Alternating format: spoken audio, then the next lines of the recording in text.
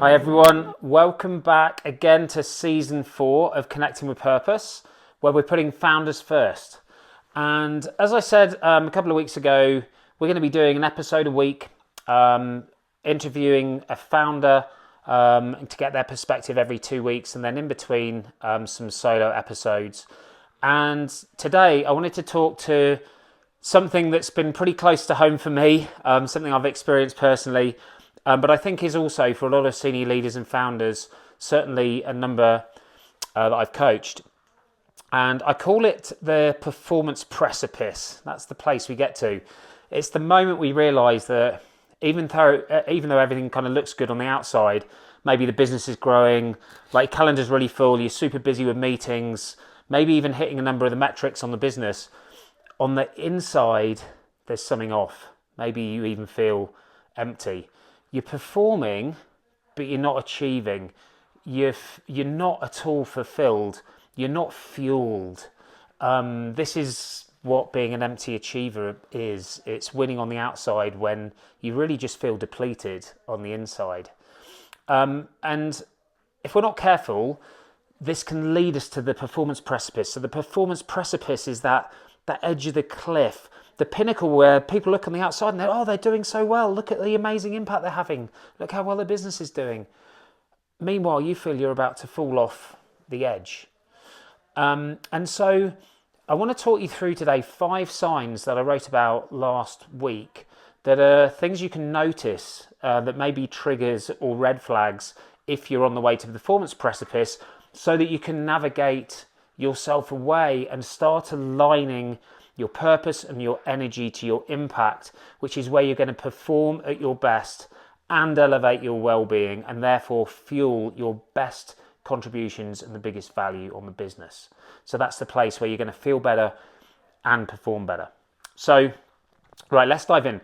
So there's 5 signs we're going to talk through quickly in this 10-ish minute episode. The first one is that you're always on. There's this just drive to always want to step in. So I'm pretty sure you'll feel familiar about this. You're like the go-to person, right? You're the fixer, you're the builder, you're the solver, you're the person that everyone counts on to make things happen. Now, that's obviously a great strength because you care, you get stuff done, you lead from the front, and you've got to obviously model and lead from the front. The risk of this, however, is that drive to step in can become a reflex. So if it becomes a reflex, every time you're scanning for problems, even if they're not your responsibility, you're replying to things late at night just because those things have come in and you want that to be how people know you. You're anticipating what other people are trying to get done and their needs, maybe without even giving them a chance to voice their needs. So while it may feel noble, it's actually exhausting because you're trying to dive in and solve and assume and do all these things for other people when actually you actually just need to step back and focus on the things you need to get done.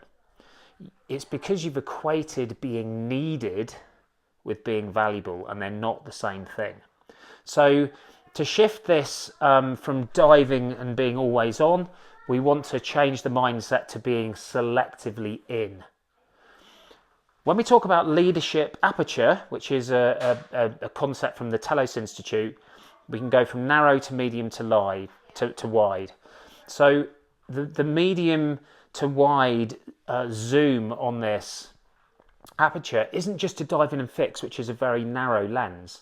It's firstly to step back and say, is this mine to fix? And am I adding value by fixing it? Or am I just absorbing the problem for someone else? Because ultimately, that's taking away the opportunities from other people. And purpose obviously helps here. When you're clear about what truly matters most, you can stop reacting to everything and start responding with intention. Okay, number 2, rescuing becomes your reflex. So similarly to the last one, we've got this drive to dive in. Now this is a drive to rescue. Somebody's struggling with something, so you jump in. You take over, you get it done, and then there you go, I got it done for you, there you go. You have this urge to want to take over, to step up, maybe just to get things done because actually it's just quicker. Right, I know how to do this, I'm probably the person that can do it best. So instead of delegating it or enabling someone else to learn the process of getting it done, you just try to get it done yourself. And so the risk here is when rescuing itself becomes a reflex, you're actually disenabling your team, right? You're disempowering the team. You're taking away the opportunities for them to learn and for them to grow and for them to even fail forward. You're creating dependence on you instead of developing the team. So the deeper driver behind this is probably the part of your belief is that part of your self-worth is about saving the day. That's part of your identity. That's kind of how you become known. But the move here is to move from hero to coach. Now, if you're the coach, you can step back and coach yourself. So firstly, am I rescuing or am I enabling? And what might happen if I'm observing the situation, if I coached them through it instead of just carried it myself? Ultimately, as a leader, your leverage comes with the team. Your capacity is the 1%, the 3%, the 5% you can get out of everybody else by enabling and empowering them is multiples more performance than you could ever generate yourself. Okay, number 3, busyness is your identity. Okay, now this is a tricky one, I know, and this isn't to say it's not important to work hard and it's not important to persevere and it's not important to have grit through these challenges, of course, but just being busy isn't the same thing. Every hour's booked, you're back-to-back in meetings all week, you always say, it's crazy right now, I'm absolutely slammed, I don't know if I can get this done. It's almost like your significance is completely correlated to your busyness. It's like proof that you matter, but it's not, because actually often busyness is a distraction of much deeper things, actually things that are probably much more important, sometimes even things that are right in front of us. It's a form of avoidance for a lot of us. If we keep busy, then we haven't got to deal with this and this. If you're everywhere for everyone, but you're not present anywhere, right? You're just spreading yourself too thin, and you're not present for yourself. You probably don't have boundaries. You're probably not taking care of yourself. So here's the question. Are you running your calendar or is your calendar running you? Right? Take a look at your calendar. Audit your calendar. Audit your attention, not just your time. In these areas in your calendar, how focused are you? How energized are you? Are these the things that fuel you or are actually the things that drain you? You can look at concepts like flow in terms of how focused you are in the moment, how much it's intrinsically rewarding, how much you are in control over the outcome, to the extent that this feels like something that's actually challenging you and balancing between your challenge and skills. Think about that, audit your calendar, and then step back, take a couple of deep breaths, reflect, and redesign. Redesign your calendar. Circle a few things that would be better for you to empower somebody else to do, to free up time for yourself, for the things that only you can do. Okay. Right, next one is productive, but not progressing.